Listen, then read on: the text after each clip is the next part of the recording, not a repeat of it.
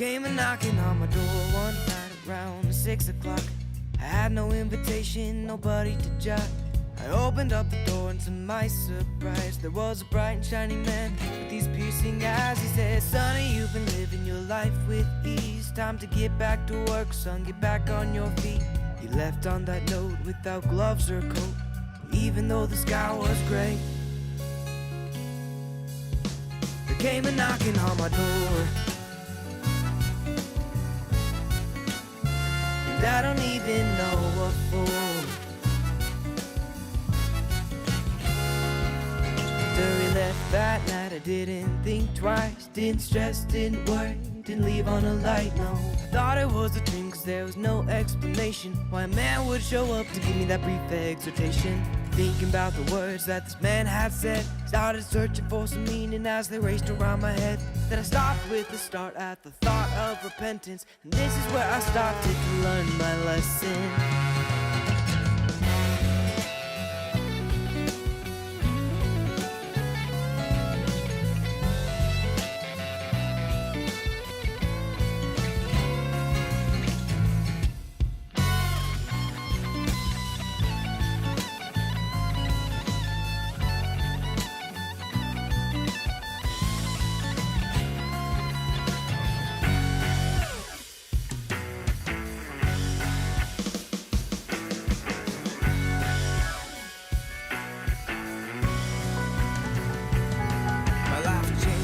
So many ways, started working, started earning, got a job, making minimum wage. Now I praise the Lord for the life that he gave, for the pain and all the suffering, for my soul that he saved. Now I'm walking around, talking aloud, preaching the town.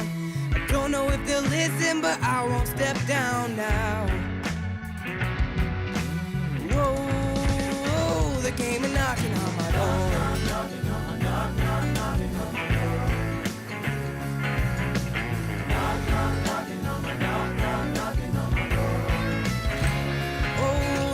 Wake up call for my life to begin. Thought I was doing fine, turns out I was drowning. Knocking on my door. Oh, they came a knocking on my door.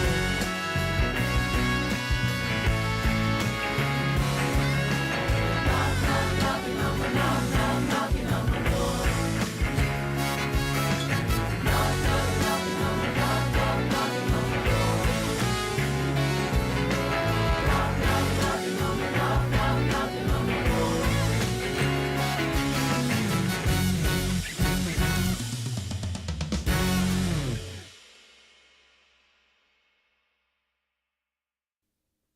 Well, happy Friday, gentlemen. Glad to have you with us. If you are new around here, we gather Monday through Thursday, and we walk through the scriptures, talk about biblical theology, and so on. And Fridays is what we call Fridays with the fellas. We talk manhood, wisdom, those kind of things. So glad that you are with us.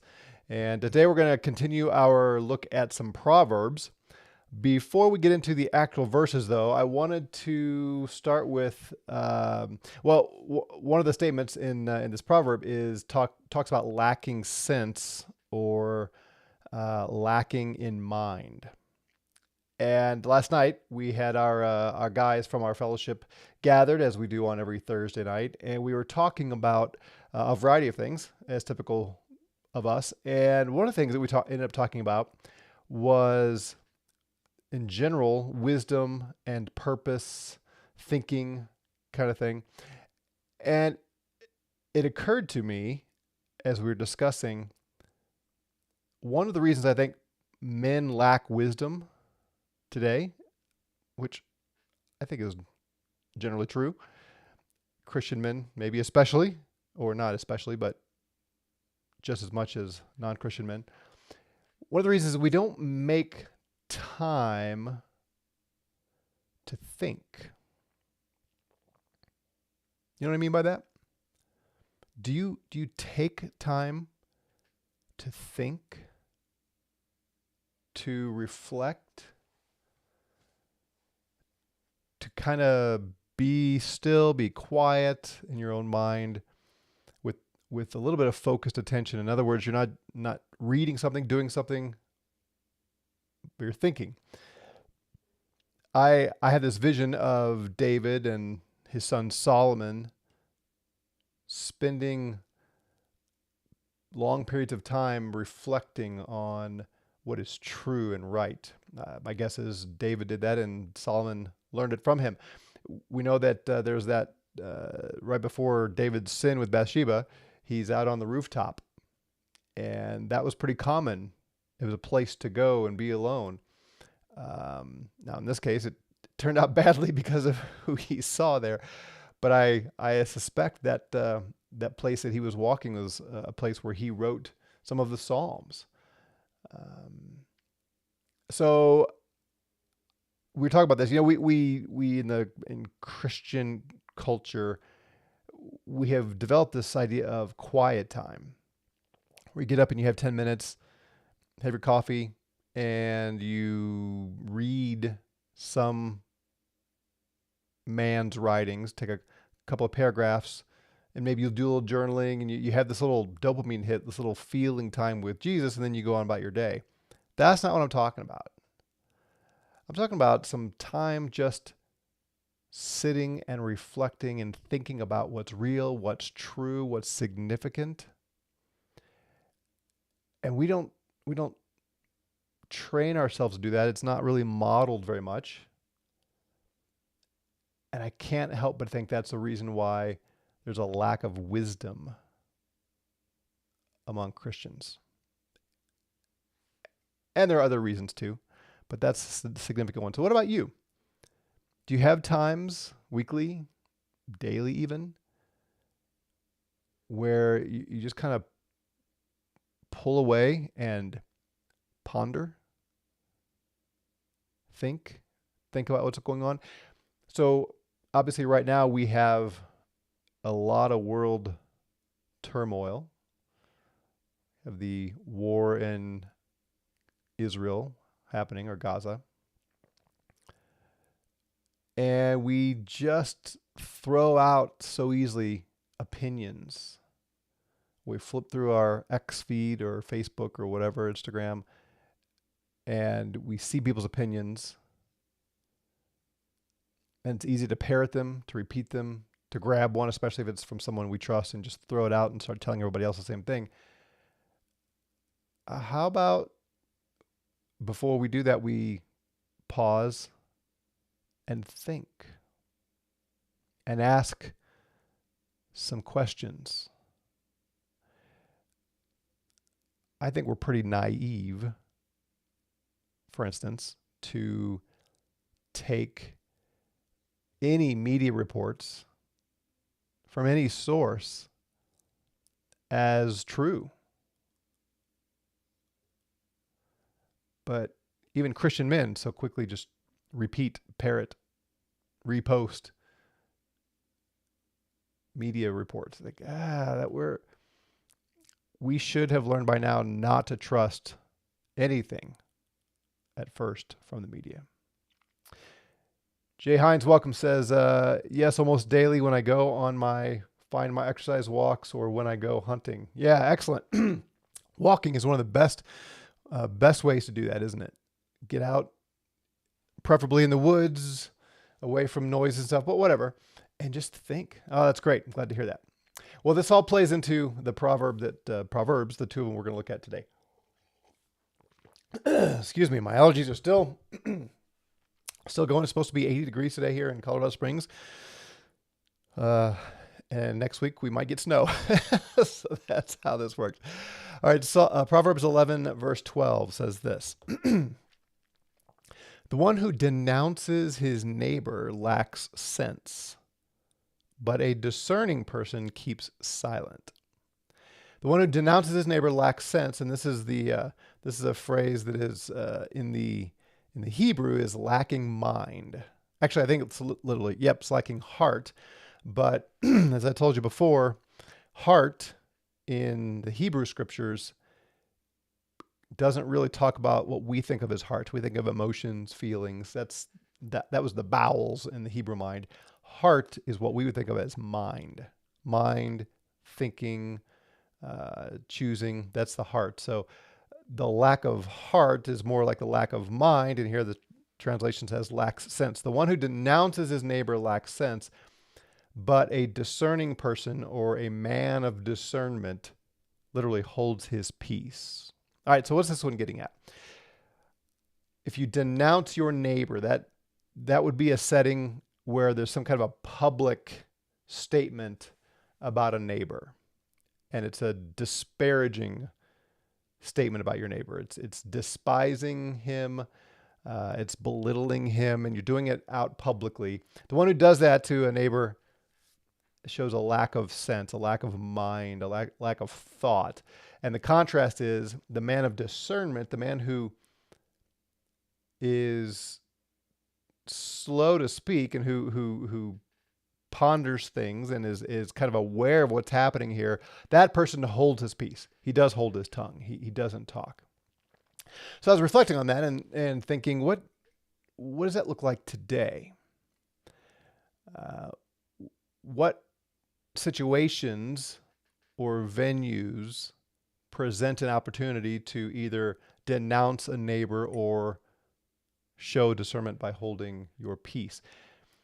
And I don't know, in your neighborhood, in your area, do you have opportunities regularly to call out and despise your neighbors publicly?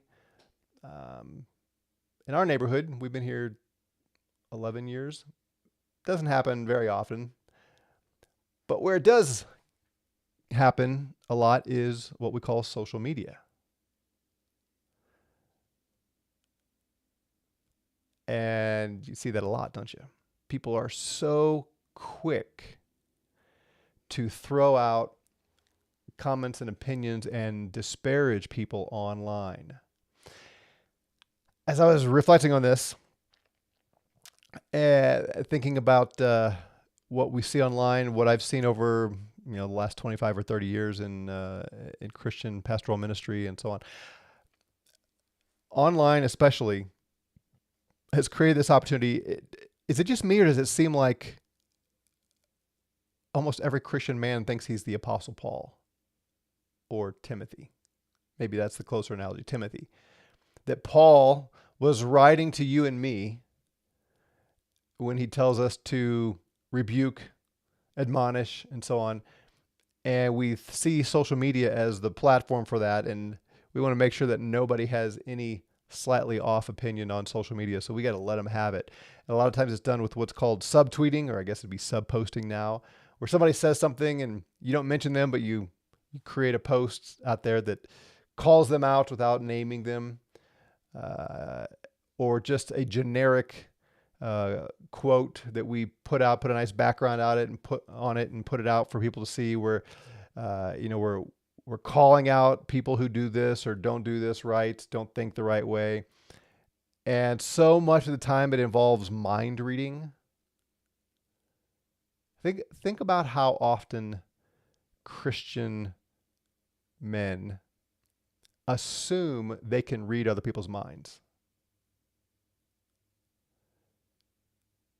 where the statement they make online assumes motive, assumes that they understand what the other person is thinking and why they're doing or saying what they're saying. This matters to me because I've been on the receiving end of a lot of this over the years in the churches I've served, online, some of the comments on YouTube and Facebook. I just sit back and laugh and think, isn't that interesting? This person takes a title that I put on a thumbnail of one of my videos, and it becomes obvious they haven't watched the video, and they assume my motives, and they come out with this great statement of rebuke and admonishment and correction. And what's very funny is a lot of times I will put a title on a video intentionally just a little bit provocative and misleading not in the sense of I'm truly trying to deceive, but stating it in such a way that I know I'm going to speak a little differently. But the idea is to maybe provoke a thought, and then when you watch the video, realize, oh, he was trying to get your attention to tie into the text, kind of thing. Sometimes I do that, and people will respond to the titles and think they know what I'm thinking and just blast me. Isn't that just have to laugh that they think they have a clue what I'm thinking. Social media provides the opportunity for us to either show discernment or a lack thereof. If we go around denouncing and calling out and thinking we are on a mission to expose every bad thought out there, let me ask you a question. Have you ever changed your opinion because somebody called out your opinion online? Have you ever realized, oh, thanks for pointing that out to me. I am so wrong. But since you made that quick little almost sarcastic slam of my opinion, now I've been corrected. No. What do when we hear those statements? We defend our honor. We defend ourselves. And don't get me wrong, there's a place for rebuke and admonishment. But online is not a good place unless there's a longer thread where there's some real back and forth. I think there are a lot of Christian men that show a significant lack of thinking and discernment, a lack of sense from the things that they post online. Denouncing your neighbor, calling out your neighbor, belittling, despising your neighbor online lacks sense. But the discerning person, the man of discernment, holds his peace. So as you reflect on your social media presence, do you show yourself a man of discernment or someone who lacks sense? I'm sure there are other avenues for this, but that's just what came to my mind. The second one is in the similar ballpark here. The next verse, verse 13, the one who goes about slandering others reveals secrets, but the one who is trustworthy conceals a matter. The one who goes about slandering others, just talking, and he's had conversations, he's had some inside information, real or embellished, and he goes out telling everybody else. But the faithful, what is it? Let me see. The faithful of spirit in the Hebrew conceals a matter. Same kind of thing. I think online, maybe this happens in your local congregations and churches some, or even in your neighborhood, but certainly it happens online where people just lay stuff out about others, real or imagined. That's not a faithful spirit. The faithful spirit says, you know what? It doesn't do you or me any good for me to share this information. It's gossip, it's slander, and it's not faithfulness. There is, again, a place, and it's in the Proverbs, right? The faithful wounds of a friend. If you hear something that needs to be addressed, then certainly to speak to your friend and say, hey man, I heard you say this. I saw you do this. You told me this. I'm concerned. It doesn't seem pleasing to the Lord. It doesn't seem good for you. It doesn't seem good, whatever. To call somebody out on that, we need friends to do that. That's a faithful friend. But it's one-on-one, right? It's pull them aside and let's have the conversation. Not how many other people can I tell just because I want to get it out because that's the kind of person I am. That's not faithfulness. That's the slanderous, faithless friend. Now again, there are occasions. These are proverbs. These are general truths, and there are exceptions to all this. There is a place for public condemnation. We see the Apostle Paul doing this to the Apostle Peter. But Peter's actions were denying the gospel. His actions were public. If you remember the story, he's eating with Gentiles and receiving them as co-heirs of the gospel and all that entails. And then he gets word from James in Jerusalem, and suddenly he stops eating with the Gentiles. Well, in that setting, in that circumstance, Paul interprets that as a denial of the gospel. And it was a public action, and Paul called him out publicly. He says it. I condemned him in front of everybody. This was not the case where he pulled him aside and said, hey, Pete, what are you doing? Because the actions were public and the potential damage to the gospel was public. So there's a place for that. Jesus did it. Paul did it elsewhere. There's a place to call people out publicly, even on social media. But we can take up causes that we think are causes and slam people publicly when really that ought to be done one-on-one, preferably not through text. By the way, side note, I know for the younger generation especially, texting is where so much conversation takes place. I just think that's a mistake. I think texting should be used for facts, for data points, for times, quick hits of information, but I just think it's unwise to try to have meaningful conversations over text. You interpret things. We all do this. We fill in the tone. We fill in words that are not there. If you're like me, I don't like to text, so my texts tend to be concise. So I leave out a lot. And you start filling in the gaps of things I left out, and suddenly you get upset. You think I mean things I don't mean.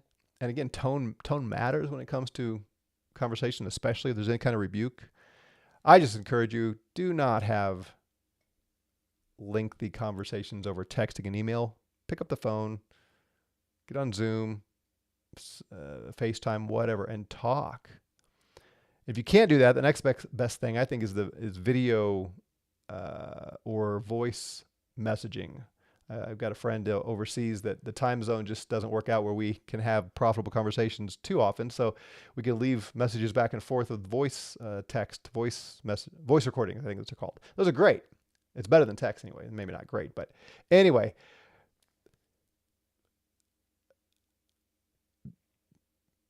Are you the kind of person who just shares things about others? Or when you find out things about others, you decide, you know what?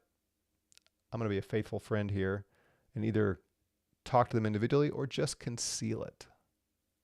What good comes from sharing it around? A lot of times, even with our spouses, what's the benefit when you learn something about, maybe it's a brother at church, and you learn something, or a sister at church, you learn something about them. I wonder how often sharing, my wife's supposed to be my best friend, so I'm going to share this with her. And so often it's couched in terms of prayer requests, right?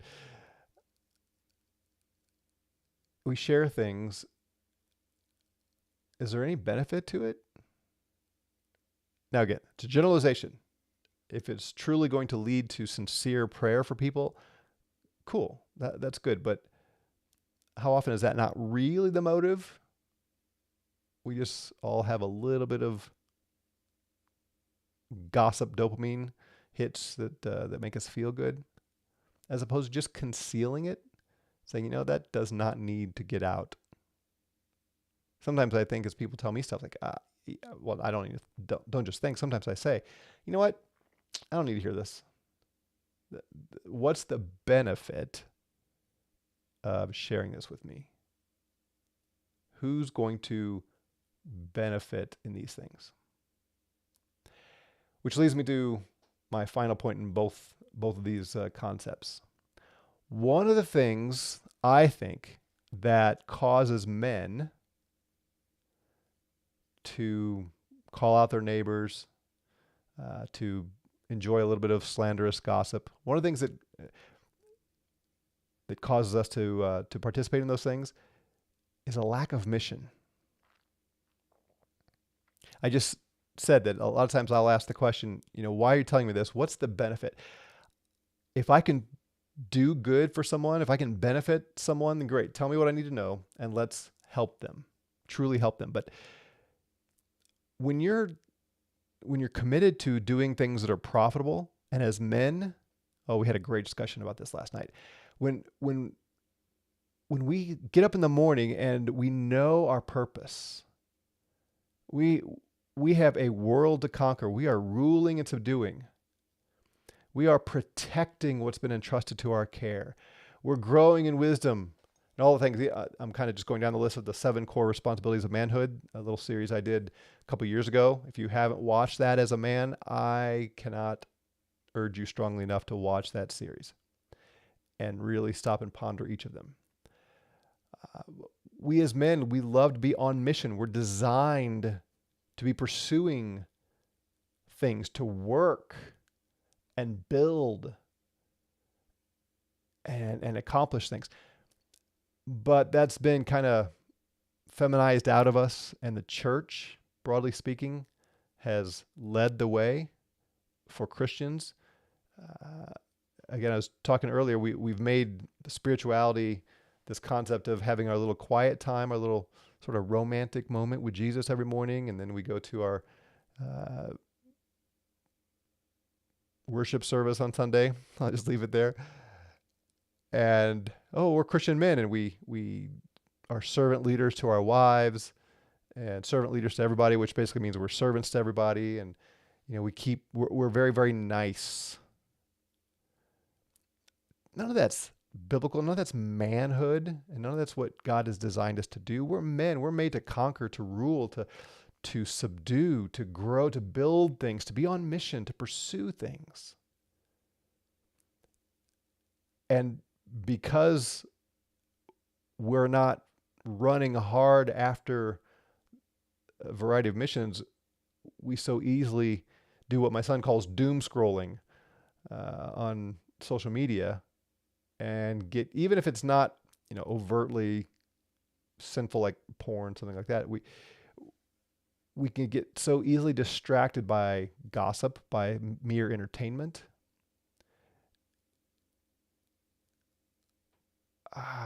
We shouldn't have time for that. That's the bottom line of what I'm trying to say here. We shouldn't, as men, we should not have time to get caught up in the latest gossip and slander. Because we've got too much work to do. There's so much to be done. So give it some thought. Be a discerning man. Be a faithful friend. Be a man who thinks. The world needs men who are acting like godly men. All right, we'll leave it there. Have a great weekend, everybody, and we'll get back to Romans on Monday, and we'll pick it up with Romans chapter 8. Take care, brothers.